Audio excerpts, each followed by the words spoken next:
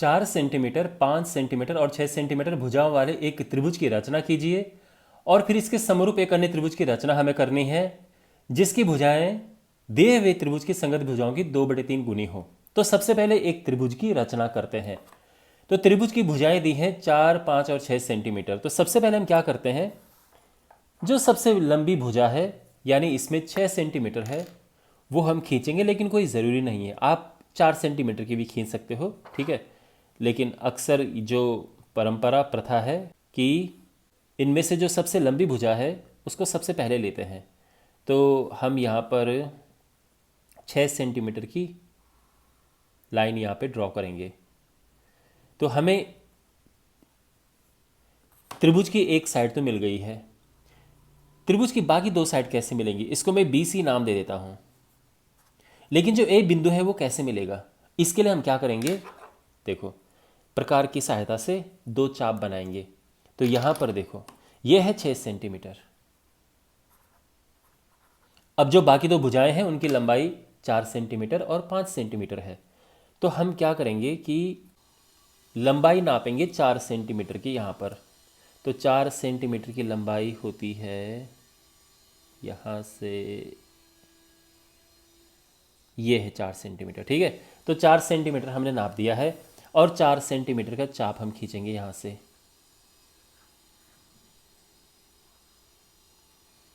और अब दूसरा है 5 सेंटीमीटर। तो अब 5 सेंटीमीटर यहाँ पर नापेंगे हम, ये हुआ, और यहाँ से चाप खींचेंगे 5 सेंटीमीटर का। तो ये हमें अपने त्रिभुज का तीसरा बिंदु A प्राप्त हो चुका है। तो यहाँ पर हम इनको मिलाते हैं।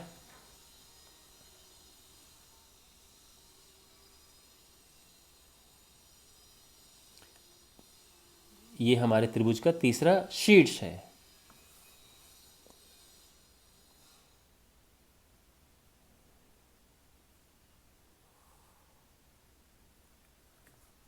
ओके, तो ये है 4 सेंटीमीटर और ये है 5 सेंटीमीटर। अब हमने इसके समरूप एक त्रिभुज की रचना करनी है जिसकी भुजाएं इस त्रिभुज की भुजा कितनी गुनी हो, 2/3 गुनी हो। 2/3 गुनी होने का मतलब ये है कि इससे छोटा बनेगा। हमेशा देखो, जब मैंने आपको बेसिक कॉन्सेप्ट वाले वीडियो में समझाया था, अगर आपने वीडियो नहीं देखा है तो उसको देखिए, उसमें मैंने आपको ये बताया था जो नीचे वाला नंबर होता है ये पुराने त्रिभुज के लिए होता है, लेकिन जो ऊपर वाला नंबर होता है ये नए त्रिभुज के लिए होता है। तो ये समझो पुराना बड़ा है, नया छोटा है। ओके, तो अब हम करते क्या है, सबसे पहले तो यहाँ पे एक रेखा खींचेंगे, उसके बाद देखो क्या होता है। तो सबसे पहले हमने क्या करना है कि BC के साथ न्यून कोण बनाते हुए हम एक रेखा खींचेंगे और इसको हम नाम देते हैं X। तो BX हमने किरण खींची है, नॉट रेखा, इसको हम किरण कहते हैं, और ये एक न्यून कोण बनाते हुए, ठीक है। अब हमने इसके 3 हिस्से करने हैं। अब 3 क्यों करने हैं, यहां पे जो बड़ा नंबर होता है उतने इसके बराबर हिस्से करते हैं, यानी बराबर दूरी पर हम चिन्ह बनाते हैं। तो बड़ा नंबर इनमें से ये वाला है, तो हम 3 चिन्ह बनाएंगे बराबर दूरी पर। तो बराबर दूरी पर चिन्ह बनाने के लिए फिर से हमें इसकी आवश्यकता होगी। तो यहाँ पे अब ध्यान से देखो, एक चिन्ह इस हिसाब से बनाओ कि 3 बन जाए यहाँ पर। तो जो ना ज़्यादा छोटा ना ज़्यादा बड़ा, एक ये, 2, 3, हाँ इससे 3 बन जाएगा। तो हमने इसको एडजस्ट किया और इसके बाद ये 1, ये 2 और ये तीसरा बिंदु बराबर दूरी पर, इनको हम नाम दे देंगे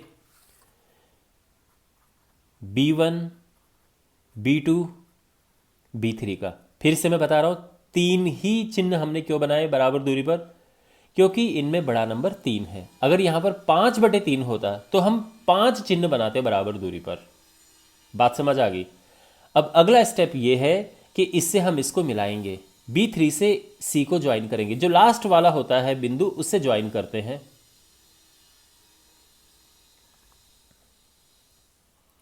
तो ये हमने मिला दिया।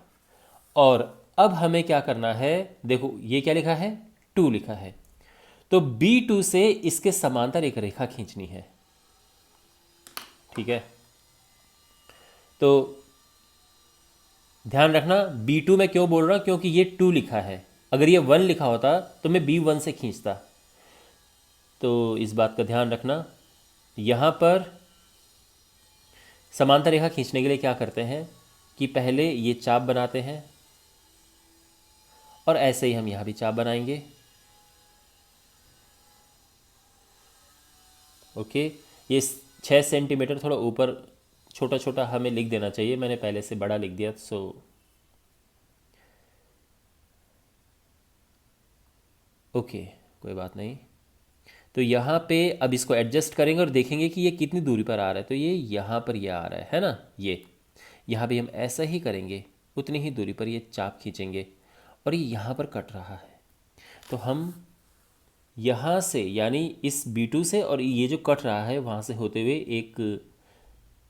एक लाइन ड्रॉ करेंगे, एक रेखाखंड खींचेंगे जो, और वो रेखाखंड बिल्कुल इसके समांतर होगा। तो रेखाखंड किसी के समांतर रेखाखंड कैसे खींचते हैं ये मैंने आपको बता दिया है।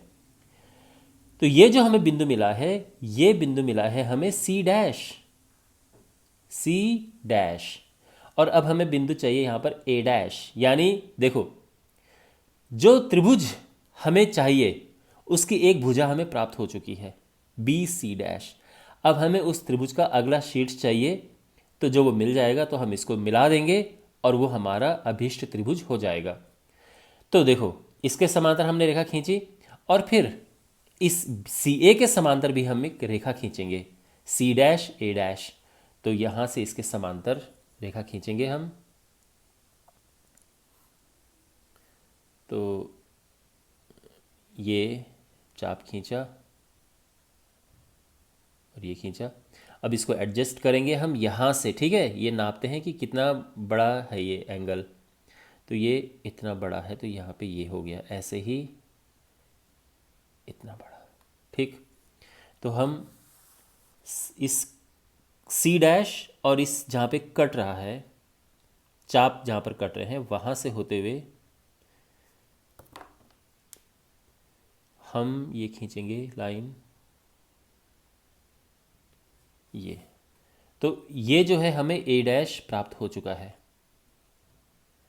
और बस हमारा यही है, A डैश BC डैश अभीष्ट त्रिभुज है। आई होप आपको समझ आया होगा। बाकी क्वेश्चंस के सॉल्यूशंस के लिए डिस्क्रिप्शन बॉक्स में प्लेलिस्ट चेक करें।